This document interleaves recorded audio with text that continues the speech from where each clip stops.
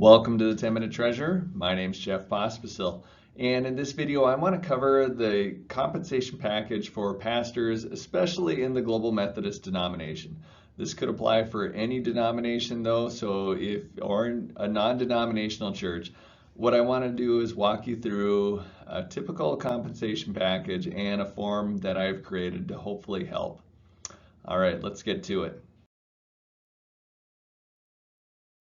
So the first question I've been getting is, does a pastor actually have to have their compensation package approved by the annual meeting or the charge conference?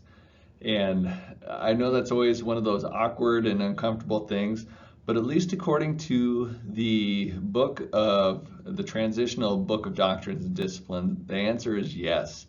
Under paragraph or section 339.11, that is the case. So we're still required to go through that. I know this is going to be a weird one where we might not have presiding elders / district superintendents for a bit, so it might be an annual meeting, but there should be some kind of approval still of the pastor's compensation package during that annual meeting.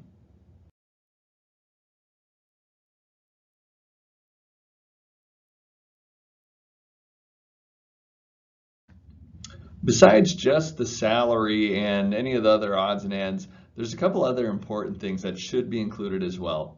The first one is we need to ensure that the housing exclusion is properly approved. So this is an IRS requirement. I will link to a post that I've done several posts on this, so I'm going to link to one of those posts in the description as well. And also, the other thing is, it helps us keep account of the costs. Everything is changing if you are a United Methodist Church that is just transitioning into a Global Methodist Church. Everything has changed, and it is a good idea for our finance people and our leaders to know exactly what the new costs are. So for most of you, you'll be pleasantly surprised by apportionments and by the pension, the health insurance. It depends on the status of your pastor. If you're surprised or not, you might be unpleasantly surprised by that one. But either way, that is also an important aspect of this. Lastly, I want to walk you through a generic clergy compensation form that I created, specifically thinking of the Global Methodist churches in the Dakotas, but it's really, I think it'd be all right for any conference and any denomination, really. I made it very generic. So just you can keep that in mind.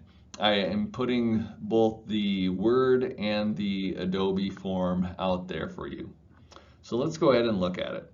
So to start off, you would just put in your pastor's name, and I'll just call it Pastor Pat. How about? So let's start with that, and then go ahead and enter in the church's name or the parish's name. So first GMC. Status. So we're not big on statuses yet, so I would just put, sometimes you might have a clergy pastor or a lay pastor or a retired clergy. Those are going to be probably the main status, at least for now, to think about it like that. We used to have all these codes, but now we don't. So then you can click whether they're full-time, half-time, three-quarter time, and then the effective date. So for probably most of them, it'll be January 1st, 2023. And then we can start with filling in their salary. And there's no equitable compensation requirements, so no minimum salary requirements. So you can, the church is able to negotiate with their pastor. I would probably lean towards keeping it somewhat similar to what it was in 2022. If there's any other compensation, such as a Social Security allowance or health insurance allowance or anything like that, you can put that there. And then there's the total. And then there's a designated housing exclusion. So this is the IRS piece. So if your pastor lives in a parsonage or doesn't live in a parsonage, anything extra that they're not going to be reimbursed for housing expenses should be covered with this. And then if they live in a parsonage, you could put yes, otherwise no. And if they have a cash housing allowance, you would put that number if it was a no. And then the retirement contribution. So I did a post previously about the retirement contribution, and I will link to that. But basically, you take this number and that total compensation, and you multiply it if they live in a parsonage by 1.25, and that gives you their base compensation, at least for the pension purposes or the plan compensation. And then if you multiply it by 10%, that is the maximum amount that your church would contribute for their retirement. One thing I didn't include in this is the death and disability benefit. Health insurance, if they were single, I think it's 1092, but I'm not totally for sure. Accountable reimbursement plan. I left it so that you can just put a number here. If you don't break it down, you can just leave it as one number for the accountable reimbursement plan, or you can break it down into travel, continuing ed, and other. Again, trying to keep it generic enough.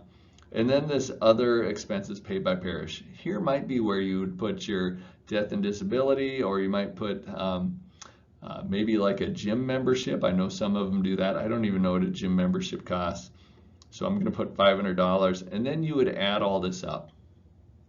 I'm going to bring up my calculator, and I come up with 22,280 is the total here. So the 22,280 plus then the 5350 way up top. I got to put in my extra 2 there. And that shows you the total cost then, except for, of course, the parsonage expenses, which would also be an expense as well. But either way, it gives you a good idea of what the cost is for the total package. All right, I hope this has helped. I'm going to link to also the health insurance one, as well as the pension post I did earlier, as well as a housing exclusion one. And I just hope this is a little help as we're getting ready to launch. Many of our churches are becoming brand new Global Methodist churches on January 1, and hopefully this is just a little help for you.